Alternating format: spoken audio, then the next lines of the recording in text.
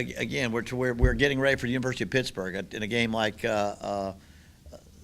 we had against Marshall. Very much like Penn State, you try to glean from the game what you can in regard to where you need to improve, things you didn't do well, and things that you can improve upon, and then move forward. The ability to succeed in this conference historically is the ability to move forward from the early non-conference game or games that end up being a difficult. And I imagine for us, as well as other teams in our conference, if we tried to make any one moment a defining moment in our season, it wouldn't be all that pretty at the moment when you lose a game like that, our conference. But anyway, I think if our players, as I told them today, if you can take the game Saturday where we were clearly we were soundly beaten by a very, very good Marshall team, and we can find a weakness here or there and correct it, and have it ready to go the next week or the week after, then that's what we've got to do in a situation like that. We've played the last couple of weeks. We played two teams that are 8-0, haven't lost a ball game, and we get to Pittsburgh, it'll be 11-1, and that's what we got to line up and play and do the best we can. And so we got that one behind us. We didn't.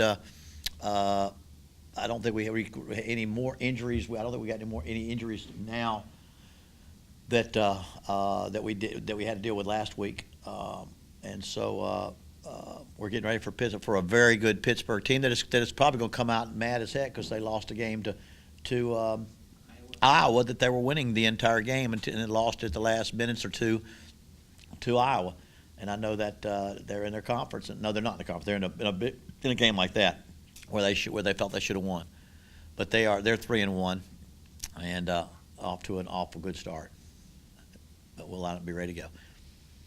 Any questions? So, hey, running back and the kid from Marshall, how's this Connor compare to him? Same guy, better. I mean, this guy's the leading rusher in the country, 699 yards in 4 games. Now, the only guy in Pitt history to have more yards at this point in the season was is Tony. He's the most. The guy that I played against was Tony Dorsett, which was Tony Dorsett back then. Yes. And he didn't have quite as many yards, but he picked him up later on. Every time he played Notre Dame, he picked up a few hundred more. Tony did. It seems like every time. But this guy is he's tied to lead the nation with touchdowns. He's 250 pounds. He can run, and they're going to be a power football team. And so, I mean, that's the biggest storyline there is are we going to be, they're 350 last week, 300 something the week before. They rushed for 300 something yards when they have an average day for their offense. It's not a 300-yard passing game, it's a 300-yard running game. That's their style. And it looked like 2 old-fashioned Big Ten teams playing. They weren't Big Ten, but when you watch the highlight of Iowa and Pitt, in a game 17-10, and both teams are happy that it's 17-10. And it's going to go. They're happy that it's going to go down to somebody scoring at the end, because they're both taking it to each other. And I think that's probably where we'll say a great power team, power tailback, and he comes from Wisconsin, the head coach, and at a time when Wisconsin was cranking that thing up pretty good, and statistically at Wisconsin during the time that Paul Chryst was there, they were pretty dang good offensively, and winning the Big Ten, and. He's in his 3rd year there. He's got his thing going pretty good. Although he's coming off a tough loss to Iowa. I know that's and unfortunately that sits in their craw right now. And we got to, so that's, I'd love to send them win that one in the last seconds just to somehow, how it is, because they'll get nasty things written about them and they'll get mad, too. Have you been able to put your finger on anything offensively with Yeah. you guys? Yeah, we need to be. We'd like to be better. We'd like to run the ball better. But I looked at Florida State, number 1 team in the country, and they got 13 yards rushing and beat Clemson, and they're still number 1. Look at Washington State that almost knocked off number 2, and they run the exact same offense. They rush for 93, 96, 99. That's what I'm saying is, yeah, with the same offense and basically the same right, running game right, last year. Yeah. Same people. With different opponents. I guess it'd be 2 8-0 teams that are pretty good. I mean, either I'm going to say, we want to get better, but I'm not going to sit here and play the negative and say, well, we played 2 pretty good teams. We got to run the football better. But right now we played that ball game without our first 2 tailbacks, without our number 1 offensive guard in Dylan Brumbaugh, and we weren't able to move the ball well enough.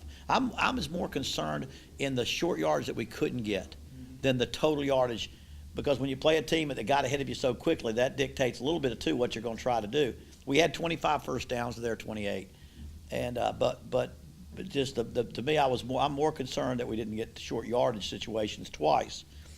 One was near the goal line. We had a 3rd and 3, which you get the ball half of it down, you can run again. The other one was a critical 3rd and 1 What happened on midfield. That was a quarterback draw or a quarterback? No, it was they call them ride and decide.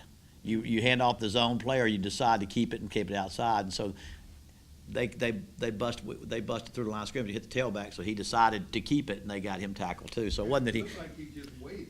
Well, so we had penetration because he had to decide to keep it when he probably there was nothing out there for him, but to hand it off. We had missed an upfront assignment, so him keeping it was not going to get any more than what was going to do if he handed it off. But it was a last. He held out as long as he could to do something else, and they had it. The fact that we had penetration there was the biggest problem, I think. And a little bit, but again, give Marshall credit where it's due. We've got to get better. Get Chisholm healthy and Hundley healthy and get them back out there, in that football game. But like I say, I don't know that you can other than you'd like to have a little more balance on your offense. I'm not going to try to read too much right now after Penn State and Marshall and the game they played and what they've done offensively and defensively in their previous games, and the way they've won. But right now, we came in saying we're going to have to develop 2 new offensive tackles, and so that's one of those things you have to develop. And we said that was going to be the number one priority of our entire team as far as offensively. Where can we get? We lost 2 guys, and we got to get that replaced. And are they going to be quite where they were at the beginning? And then we go on, we lose Dylan Brumball, and so those aren't excuses. Those are just we're not good enough right now running the football that we need to be. And if you want to see, if you ask for can you specific reason, one, we played pretty good. We just played 2 teams that were undefeated, and probably better up front than we were as far as football teams. And then 2, we've got to improve with our offensive line. We don't have a lot of continuity there. We've got a brand new tackles. We're trying to get Tommy Brown involved there, and he really hadn't played a lot. I think he started his first football game of his career Saturday. First time he's ever started a football game, he started. So it was kind of, although we see him as a up and coming talent, he's having to go through some of that. So those are all things we try to, in identifying the exact same thing you're talking about. How can we pinpoint? Can we get better at it? I think those are areas we're going to look hard to get better and better, and then try not to hit a panic button early in the season against real good people. It's like I say, if you look at defenses in the country, defenses in our conference having to give up 52. We got beat pretty good. A lot of us got beat pretty good. And I don't think Marshall really falls out of the category. I'm not sure Marshall doesn't play well in any league right now. Coach, another thing that has really stick in your side, 4 turnovers. Sure. And 3 of them, 17 points? Yeah, early in the game. We had not turned the ball over. We're doing exactly what we could. And I feel real bad because, again, our first 2 tailbacks are out. Your young guy gets a shot, he gets a chance, and he just and he puts the ball on the ground twice. And that was very unfortunate. He's worked so hard. And then the other was a tip ball where the guy tipped it and it went over this guy. And so that's it's like you can't have that. In a game like Marshall, you don't know at what point the game is just closer ball game and you go from there. At that point, we played right into their hands with those turnovers, and we had not had them before, and we had them then. We've done a good job. And what are you going to do this week? Well, we're going to hopefully get Chisholm ready to go and get him back in there playing football, and Connor Hundley, get him healthy, get him going again, and Hakeem will get his time again. He'd run caught pretty well. How close He practiced today. So again, we'll come more game time, but I would think he's looking to.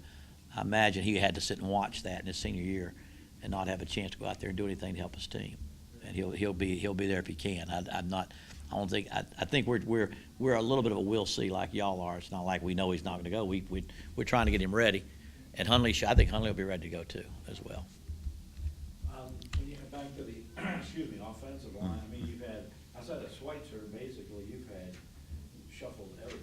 Yeah, it's really, well, we had Brumball out last time, so he had to go in place of McNair move over to the left tackle, and Tommy Brown, who got all his preseason work at tackle, we figured that was where we needed to find a place to play. Right. We were getting him ready to go guard. And so it just that we are there's not a lot of Peterson's got about the toughest job on the team right now, and it's not so because there's an old saying, you don't want 5 pennies, you want a nickel.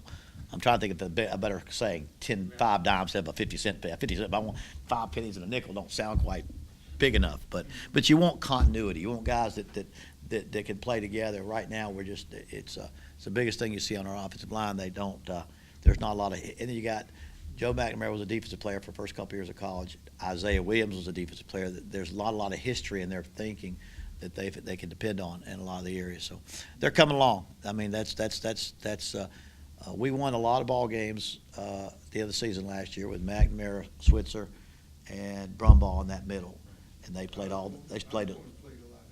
Who's that? Q's played a good bit. Well, I don't know how much last year. I don't know. We didn't have anybody hurt last year. He didn't play a lot last year. He played a little more as a freshman, I think he did last year. Unless because we don't have many mop-up. We didn't get any mop-up jobs, and our But first. I mean, I guess what I'm saying, he's had some experience. He's had a little experience, yeah. Mm-hmm. What's the strength of Pitt's defense, do you think? Yeah, they're number 4 in the nation total defense. They're very good. I don't want to say 11 or so, top 15 in rush defense. They're a good, solid defense. They're just good all over. They've intercepted 6 passes. They're a good defense. They're really. They hold Boston College to 20, and Boston College beat Southern Cal a week after that. They really didn't get physically whipped by Iowa. Iowa scored at the end to get 24, but they're a good defense. They're a nasty bunch. They play good nasty. What struck me is they don't give up more than 100 yards a game in rushing. They haven't done that, and they've been able to hold that down for a long time. That's the biggest thing, And again, that's what they ought to be pretty good at. That's what they see every day in practice. They see a pretty serious running attack in practice. They're pretty good at running, and seeing that thing come down, And so now, Iowa likes to run a football, and so that was one I know they would like to get back, but we're not going to be attacking them like Iowa does. From your defensive standpoint, you think back on it, I mean, Marshall got yards, but they didn't have like a lot of big plays in the passing game. I thought Marshall did a great job of taking little plays, making big plays out of them. Marshall was you sit there and you want to point to a lot of things. They were a good football team. When their receivers caught a short ball, they made bigger yardage out of it. They got a lot of 15-yard runs. I don't know that was they had the 80-yard run, but it wasn't like we got beat deep every time in the passing game. But their receivers were pretty stout. The running game, their 2 running backs I thought were a notch above. Quarterback was a couple of notches above. Had a couple of defense. They had a defensive lineman number 11 that could probably play for anybody. But again, defensively, you couldn't. We weren't as good as they were. I'd like to say it differently. We weren't quite as good as they were. We don't turn the ball over. We do a few things different. There's a point in time we miss a short yardage, or we miss a short yardage on the goal line, and then then we throw a 4th down pass. It was just throwing up for grabs, and then they take an 80-yard run on the first play. The next play, all of a sudden it goes from us scoring there, which at some point in time it was 3rd and 3, and we got to, instead of making yardage down to a 4th and 1 where we can go for it or go run it again, we're sitting to 4th and 3, throw a pass and don't get it, and they score. That was a point in time where the game had a chance to go the other way. When you any of those early downs and then they popped that one big long run. But I'll say this: they were. I don't want to take anything away from them. When they had to move the football, they moved the football, and we've got to get better there. But I'm not going to.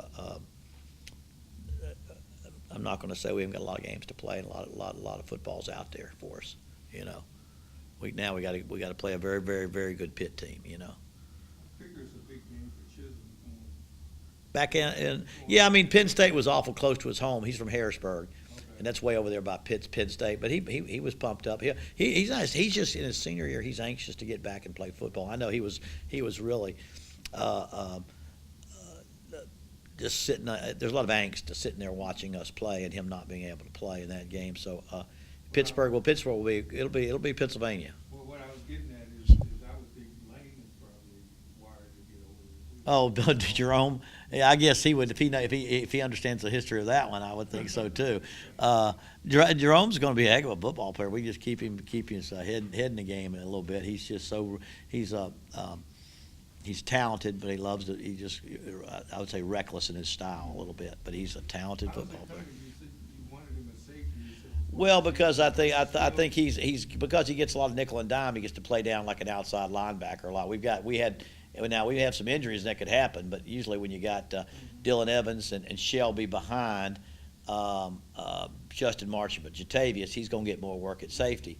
Anytime you pull out a linebacker to put in a safety for nickel or dime, that would be him, or that would be work he gets in practice. I'm not sure he's ready to play in games as much, but each time he gets a little closer. 6'3.5", 220. He's a pretty imposing figure, but he'll get better. He'll if he can just keep his head on and do and take care of his class attendance and those things that he's got to do the big picture with.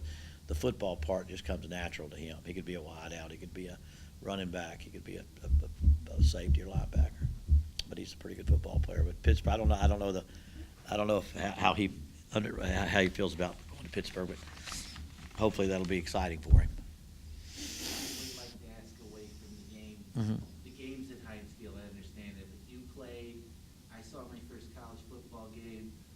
In Oakland? Yeah, up at Of the old Pitt Stadium, sure. I mean, that's Pitt's. I mean, Pitt. I mean, to play against Pitt was the backyard brawl. That was what. Not only was I played at West Virginia, but I was the son of the coach of West Virginia since I was old enough to watch a college football game.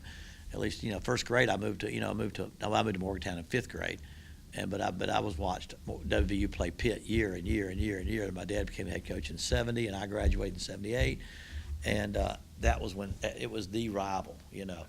We played Penn State every year, but I think we lost 21 straight years back in those days when Penn State was really good compared to everybody else. But Pitt, it's a special game that when I was there at Marino, it just got in. Dorsett just won a championship, national championship. Mark May and what's that? Hugh Green. Hugh was there. Hugh Green was because not only did I play against him in West Virginia, then when I went to Florida State as a GA, and we played them in '79 and '80. And that was when they were real. That was when Jack Sherrill had them. They didn't win the championship, but they were 76. They won it, I think. Right. And they were just 77 and up through 80. They still had a ton of great players. My recollection, Johnny Majors, his first year there, 73 or so, they were still no limits. He signed 96 guys because you were allowed to sign. There was no limit on scholarships, and they decided they were going to go sign them. And he got Tony Dorsett, Hugh Green, he got a bunch of great players. Ricky Jackson. There was a ton of, and I don't know if they all came that year. It's like it was just a phenomenal group of players. Because my dad laughed. He said, "I'm the only dummy that recruited Tony Dorsett as a cornerback." I didn't get him as a corner. This is just from me. Was that the year they brought in the carpet at Pitt Stadium, or because? I'm too young to remember. But I remember. I know. I just remember the walk up the hill. Oh yeah, I remember everything about walking up to that whole stadium and all that stuff. But it was like I say, it was Akron, Pitt aren't the rivalry that I grew up with. West Virginia is. You hope to see that in the future, that they'll get back together, hopefully. I know there's I can't. conferences. I can't. That's the one thing I don't. It's hard to understand about these conference affiliations that put teams in different parts of the country. What about the fans that grow up with in West Virginia, you always played Pitt, Penn State, Virginia Tech, Syracuse. There was these 5 or 6 that you played every year for 50 or 70. Ohio State wasn't playing West Virginia back then. No, that never played back then. It probably didn't do good for West. It wasn't any value to Ohio State to play West Virginia too much. But I mean, in terms of proximity, it was close. Oh yeah, but it just wasn't. Yeah, Ohio State didn't gain from it. I think because Pitt wasn't in a conference. Pitt wasn't in a conference. Syracuse wasn't in a conference. These were all. Penn State wasn't. No, they were all Eastern Independents. They called them Right. back in the day, and they were the beast of the East. Penn State. Maryland. Was in that. We played them every year. Boomer Esiason, all that, and Those are the old group. But anyway, times have changed, and the ACC is something different, and Big East is no longer even what it was after that, so. Coach, you mentioned that recruiting, Western Pennsylvania is one of your key areas. Mhm. Does this make the Pitt game? I mean, I think it's good to get into Pittsburgh and play Pittsburgh. Yeah, I think because we do we recruit heavy Pittsburgh. I mean, that's closer than Columbus. You know, it's part of our, you know, we have what we call our local recruiting area or our border, and you add Pennsylvania to Pittsburgh, and that area there is part of our local area, our base area, the state of Ohio and Pennsylvania to Pittsburgh.